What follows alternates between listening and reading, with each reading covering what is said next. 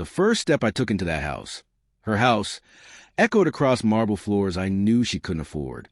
The music, soft and curated, played from rented speakers. Guests floated through the space, wine in hand, smiles stretched too wide, curiosity flickering behind their eyes. And there I was, standing quietly by the entryway, bourbon in hand. Someone else's pour, waiting. She didn't see me at first. When she did, her face gave everything away. Her smile paused mid-expression, turning brittle. Her eyes widened, her fingers slackened around her glass. She nearly dropped it. "How did you get in?" she asked, voice barely above the ambient hum. I raised my glass slightly toward the man beside me. Polished suit, bank-issued authority. The same man who called me 8 weeks ago. Ask him. Her complexion drained like she'd seen a ghost. And, in a way, she had. She thought I was gone, buried beneath paperwork, blissfully ignorant. But I was very much alive, and I had come prepared. I used to believe in her. That was my first mistake. We met 9 years earlier. She was warmth, laughter, a presence that made even instant noodles feel like a celebration. When I lost my job for half a year, she carried us, told me to breathe. "We're in this together," she said. I thought I'd found a partner. But sometimes the prize isn't what it seems.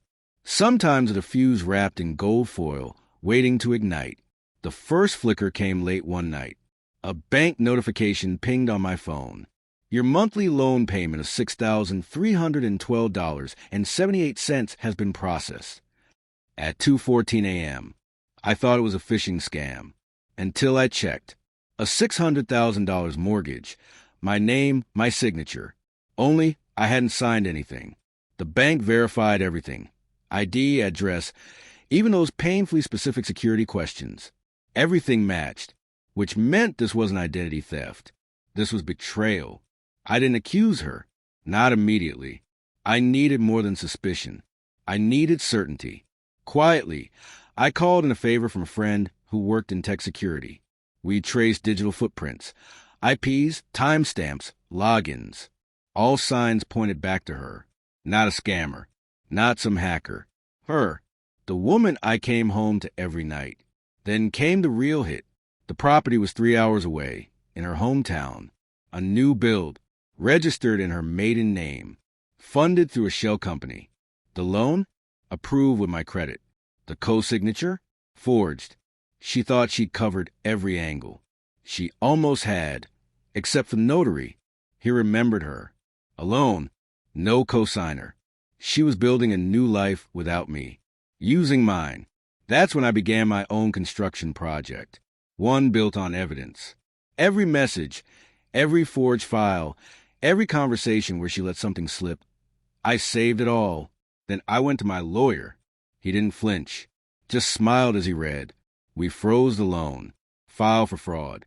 But we didn't go to the police. Not yet.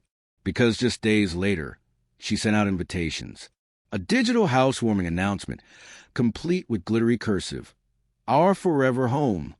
She really believed she'd gotten away with it. I RSVP'd.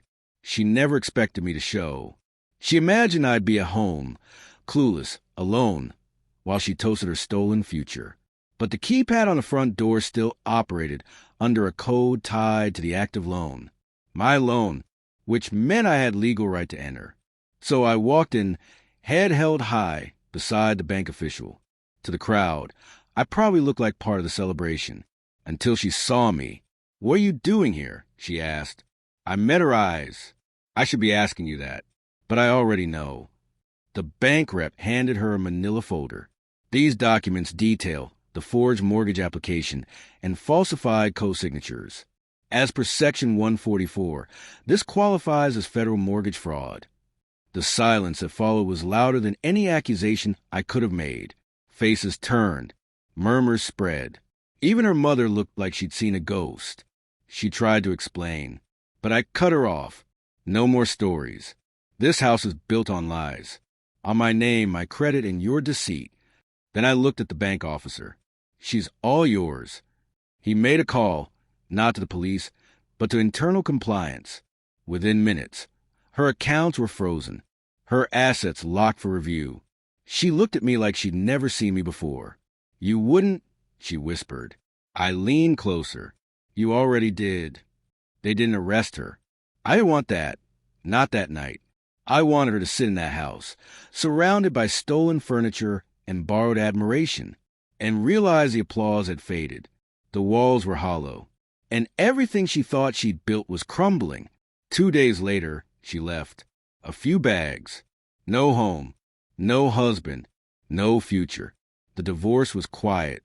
The judgment went in my favor. Every detail backed by cold, hard evidence. She tried to reach out once. I never answered.